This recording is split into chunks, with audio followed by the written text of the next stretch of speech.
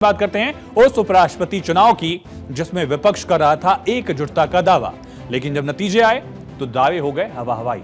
कैसे हम कह रहे हैं, इसका कारण क्या है, वो वोटों के गणित से आपको समझ आ जाएगा। सीपी राधाकृष्णन विजयी उम्मीदवार और दूसरी तरफ B Sudarshan Reddy. 452 vote CP Radhakrishnan को मिले और 300 वोट मिले बी सुदर्शन रेड्डी को। कुल 767 सांसदों ने अपना वोट कास्ट किया और इनमें 752 वोट जो हैं वो माने पाए गए। 15 वोट दरअसल इनवैलिड करार दिए गए। लेकिन सबसे अहम हो जाता है 11 वाईएसआर कांग्रेस के सांसदों का एनडीए को समर्थन देना। इससे 427 सांसद एनडीए के और 11 सांसद और कुल 438 सांसद जो हैं वो एनडीए के पाले में रहे। इन दोनों को आप मिलाएंगे 427 और 11 तो हो जाएगा 438। इतना आंकड़ा एनडीए के पास था, ये सबको पता था। जो भी सिंपल मैथ्स जानता है किस पार्टी के कितने सांसद हैं, एनडीए में कौन कौन से दल हैं, उनको पता था कि ये आंकड़ा जो है वो 438 तक पहुंचेगा। लेकिन जब 452 वोट आए दरअसल राधाकृष्णन के लिए, सीपी राधाकृष्णन को, तब सवाल उठा कि 14 वोट किसके हैं, ये 14 वोट विपक्ष के कैसे क्रॉस वोट हुए, किस दल से आए, ये सवाल सबसे उठा। यानी उम्मीद से ज्यादा वोट मिला। विपक्षी एकजुटता की हवा निकल गई। विपक्ष जहां वैचारिक लड़ाई की बात कर रहा था, वहां एकजुटता का संदेश भी नहीं दे पाया। कांग्रेस ने पहले आधिकारिक रूप से ऐलान किया था कि विपक्ष के सारे 315 वोट उसके खाते में गए, लेकिन जब गिनती हुई तो सुदर्शन रेड्डी को महज 300 वोट मिले। मतलब विपक्ष टूटा। कुल 15 विपक्षी सांसदों ने क्रॉस वोटिंग की।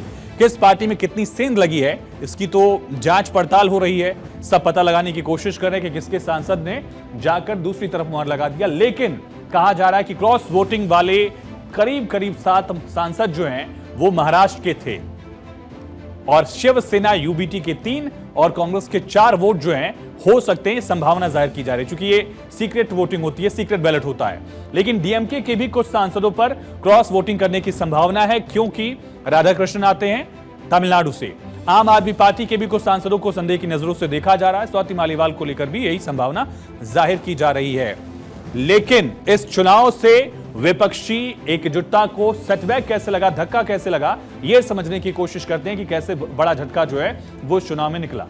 दरअसल विपक्षी एकजुटता का जो दावा था वो कहीं न कहीं खोखला साबित हुआ। चुनाव से पहले एकजुटता की बात की जा रही थी, वो साबित नहीं हुआ।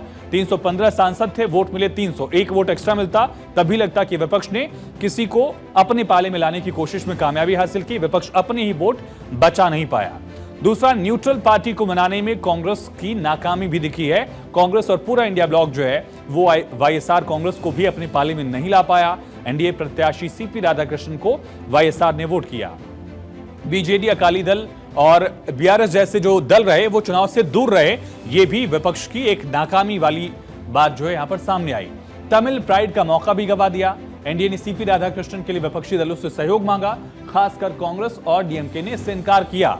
लेकिन इससे डीएमके की तमिल प्राइड वाली बात जो है धरी की धरी रह गई, जो बीजेपी अगले साल विधानसभा चुनाव में बताएगी कि देखिए हमने एक तमिल प्रत्याशी दिया और तमिलनाडु की पार्टी ने समर्थन नहीं दिया। परंपराओं की बीजेपी याद दिलाएगी कि कैसे ऐसा हुआ करता था कि किसी राज्य का जब प्रत्याशी होता है तो उस क्षेत्र से राजनीतिक दल जो है कम से कम उसका विरोध नहीं करते, लेकिन डीएमके विरोध में गई। ये बीजेपी इसको मुद्दा बना सकती है। अगले साल 2026 में तमिलनाडु में चुनाव है और इंडिया ब्लॉक की तमाम कोशिशों के बावजूद एनडीए ने विपक्षी वोट में सेंधमारी की। इंडिया ब्लॉक भले ही एकजुट रहा हो, लेकिन वो अपने सांसदों को क्रॉस वोटिंग करने से नहीं रोक पाया। बीजेपी ने अपने सभी घटक दलों को, साथी दलों को एकजुट रखा और विपक्ष के भी जो वोट हैं वो अपने पाले में लाने की कोशिश को कामयाब की है। सीपीआर की जीत अब बीजेपी के लिए अहम क्यों है, राधाकृष्णन की जीत समझिए, जिसका एग्जाम्पल हमने दिया। तमिलनाडु में अगले साल विधानसभा चुनाव है। दक्षिण में बीजेपी अपना किला मजबूत करना चाह रही, कुछ और राज्यों में अपनी पैठ मजबूत कर रही है और ये अहम था। विपक्ष पर प्रभावी राजनीतिक दबाव जो है वो बीजेपी ने यहां डाला है। कुल मिलाकर ये जीत बीजेपी के लिए मध्यम से बड़ा दांव है। संसदीय मजबूती तो मिली ही, दक्षिण में 2026 का रास्ता भी इस लिहाज से थोड़ा सा बीजेपी के लिए हो सकता है कि आसान